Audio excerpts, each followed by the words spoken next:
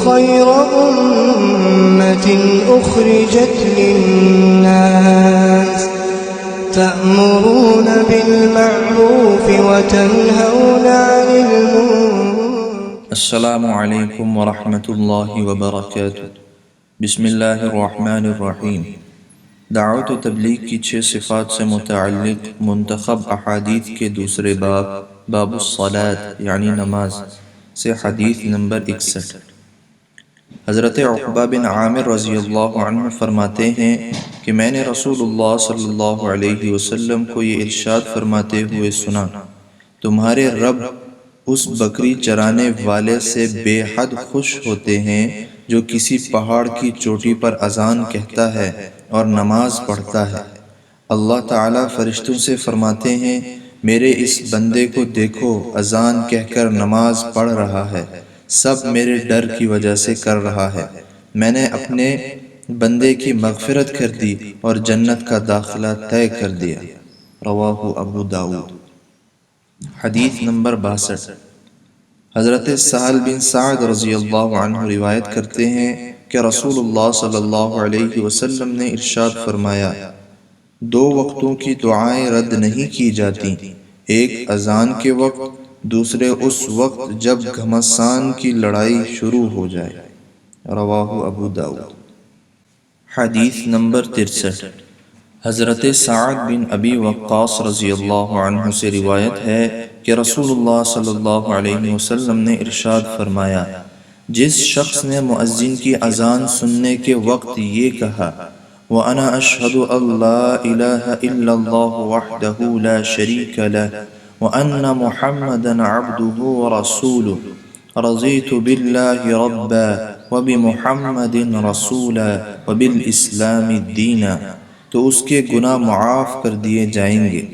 ترجمہ، میں بھی شہادت دیتا ہوں کہ اللہ کے سوا کوئی معبود نہیں، وہ تنہا ہے، اس کا کوئی شریک نہیں، اور یہ شہادت دیتا ہوں کہ محمد صلی اللہ علیہ وسلم اللہ کے بندے اور رسول ہیں، اور میں اللہ کو رب ماننے پر، محمد صلی اللہ علیہ وسلم کو رسول ماننے پر اور اسلام کو دین ماننے پر راضی ہوں۔ رواہ مسلم۔ حدیث نمبر 64۔ حضرت ابو ہریرہ رضی اللہ عنہ سے روایت ہے کہ ہم رسول اللہ صلی اللہ علیہ وسلم کے ساتھ تھے، حضرت بلال رضی اللہ عنہ اذان دینے کھڑے ہوئے، جب اذان دے چکے تو رسول اللہ صلی اللہ علیہ وسلم نے ارشاد فرمایا، جو شخص یقین کے ساتھ ان جیسے کلمات کہتا ہے جو مؤذن نے اذان میں کہے، وہ جنت میں داخل ہوگا۔ رواہ مستدرک حاکم۔ فائدہ، اس روایت سے معلوم ہوتا ہے کہ اذان کا جواب دینے والا وہی الفاظ دہرائے جو مؤذن نے کہے۔ البتہ حضرت عمر رضی اللہ عنہ کی روایت سے معلوم ہوتا ہے کہ حی علی الصلاۃ اور حی علی الفلاح کے جواب میں لا حول ولا قوۃ الا باللہ کہا جائے۔ حدیث نمبر 65۔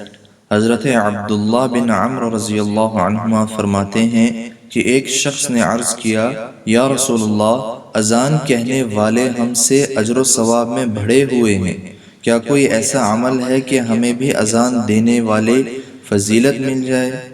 رسول اللہ صلی اللہ علیہ وسلم نے ارشاد فرمایا، وہی کلمات کہا کرو جو مؤذن کہتے ہیں، پھر جب تم اذان کا جواب دے چکو تو دعا مانگو، جو مانگو گے وہ دیا جائے گا۔ رواہ ابو داؤد۔ حدیث نمبر 66۔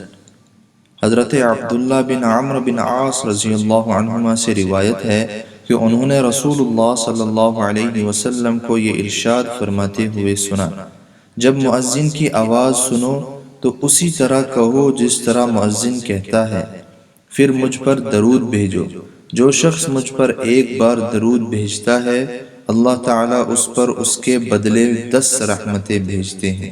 پھر میرے لیے اللہ تعالیٰ سے وسیلے کی دعا کرو، کیونکہ وسیلہ جنت میں ایک خاص مقام ہے جو اللہ تعالیٰ کے بندوں میں سے ایک بندے کے لیے مخصوص ہے، اور وہ مجھے امید ہے کہ وہ بندہ میں ہی ہوں۔ جو شخص میرے لیے وسیلے کی دعا مانگے گا وہ میری شفاعت کا حقدار ہوگا۔ رواہ مسلم۔